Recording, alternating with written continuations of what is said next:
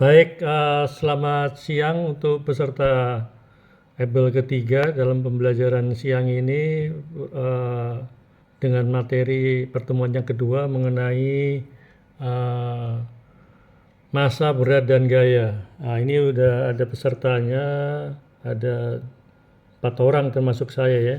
Jadi mudah-mudahan nanti akan menyusul yang lain-lainnya. Jadi kita langsung mulai saja tanpa mengurangi semangat.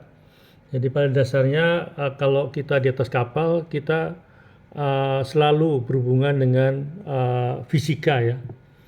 Apalagi ini pelajarannya fisika terapan. Jadi ilmu fisika yang diterapkan di kapal ya, di kapal.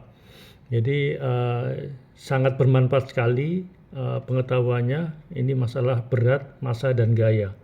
Pada dasarnya benda itu mempunyai massa ya, mempunyai massa. Massa itu ukuran banyaknya materi yang dikandung oleh suatu benda. Ya, itu namanya massa. Banyaknya materi yang dikandung oleh suatu benda. Massa merupakan ukur kelembaban. Jadi ini saya bacakan di teks, nggak apa-apa. Jadi massa untuk uh, merupakan suatu ukuran kelembaban.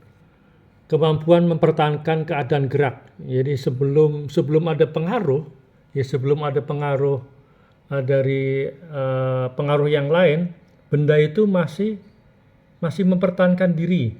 Maksudnya belum ada pergerakan. Nah, kenapa kalau sekiranya dengan adanya pengaruh dari luar, misalkan mendorong atau menarik, jadi kalau kapal itu pas waktu mau sandar atau lagi sandar, keluar dari sandar itu jelas sekali ya, itu adanya pengaruh pengaruh dorongan ya, pengaruh dorongan. Ini ada yang nunggu masuk nih, ada yang nunggu masuk 2 orang, 3 orang masuk.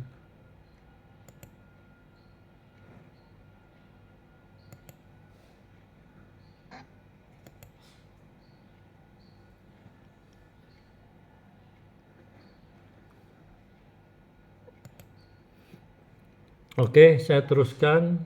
Eh, jadi dengan adanya pengaruh eh, tadinya benda itu diam, bisa bergerak ya, bisa bergerak, bisa bergerak karena pengaruh dorongan atau tarikan.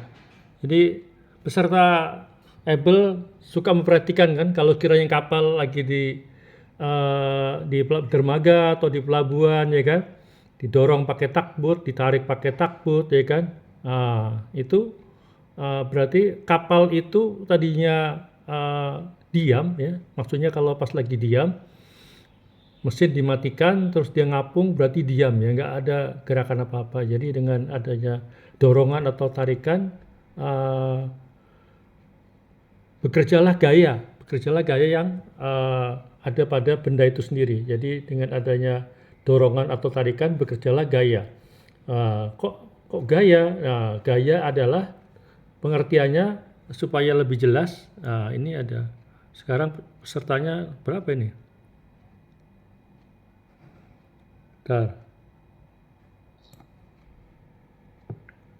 Sekarang pesertanya ada 7 ya. 7 ya. Meningkat tadi 4, nah sekarang ada 7. Oke. Silakan bergabung yang baru bergabung.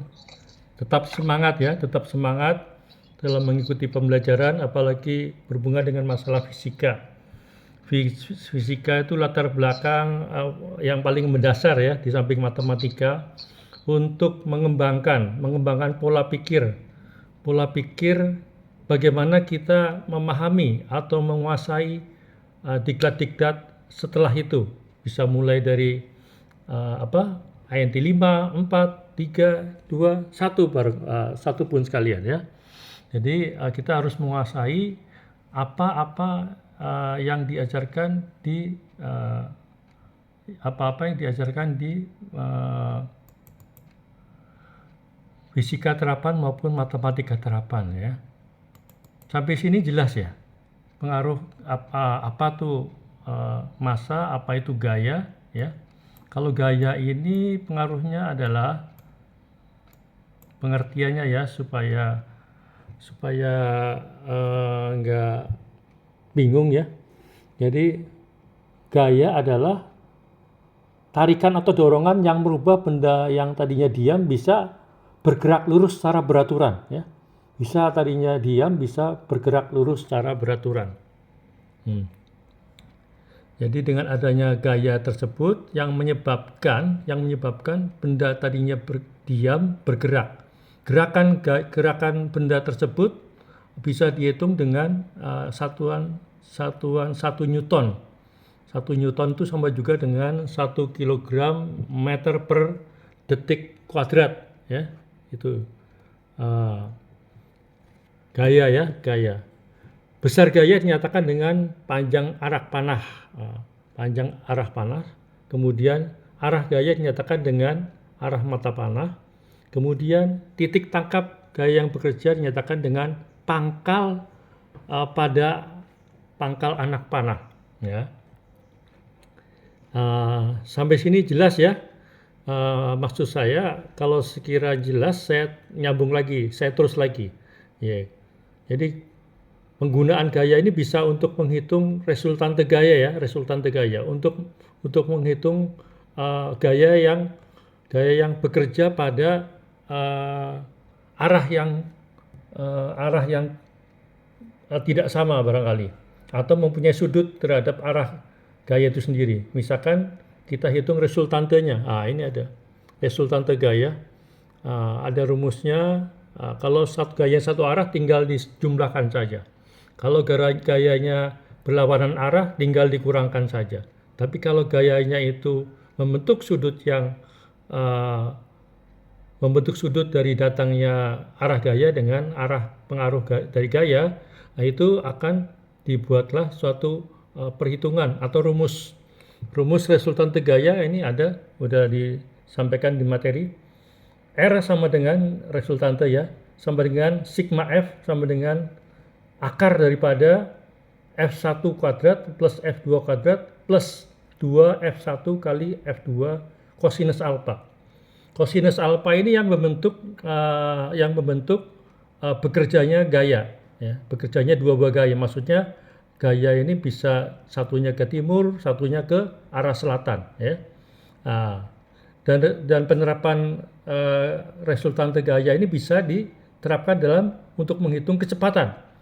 Misalkan ini rumusnya bisa diaplikasikan.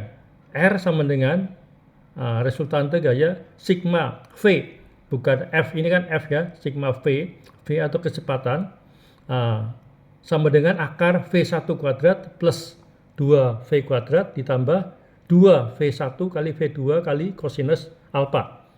Jadi V-nya apa itu? V bisa diterapkan misalkan kecepatan kapal.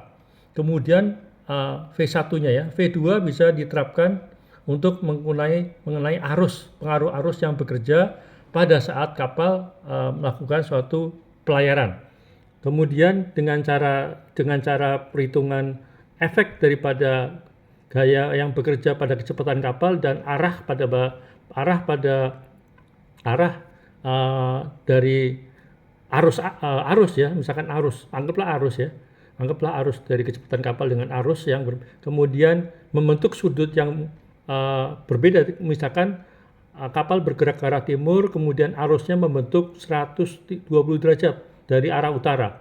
Itu berarti 30 derajat kosinus alfanya ya. Tinggal kita masukkan aja, nanti akan diketahui bagaimana untuk menghitung resultante kecepatan kapal dengan kecepatan arus ya. Seperti itu ya. Nggak ada yang sulit, saya kira nggak ada yang sulit ya. Ini peserta masih berapa ini? Nggak ada yang sulit penerapannya ya. Penerapan untuk gaya nggak ada yang sulit. Ini bagaimana menghitung resultante gaya, kemudian diterapkan untuk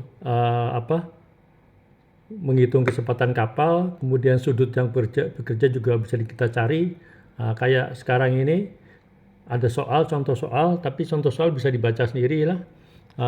Artinya tadi sudah saya jelaskan, tinggal nanti dilakukan. Ini bagaimana rumus tadi yang saya sampaikan, sigma V sama dengan V1 akar V1 kuadrat plus V2 kuadrat plus 2V1 kali V2 ya, kali kosinus alfa.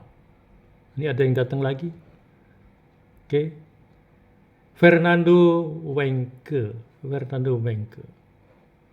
Jadi ada berapa orang nih? Fernando Wenke, iya, baru tampil beliau. Jadi dengan adanya gerakan pengaruh gaya yang bekerja pada kapal dengan kecepatan arus yang bekerja pada waktu kapal waktu mengadakan pergerakan, jadi bisa kita hitung resultantenya. Maksudnya dengan kecepatan misalkan di laut kecepatan kapal berlayar dengan kecepatan ke arah timur, kemudian arus ke arah selatan, itu bisa langsung dihitung ya, bisa langsung dihitung. Maksudnya karena arusnya ke selatan, makanya kita harus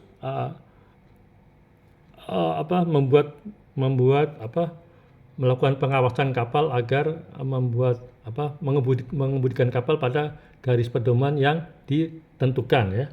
Artinya supaya driftnya nggak terlalu banyak. Berlanjut, ini udah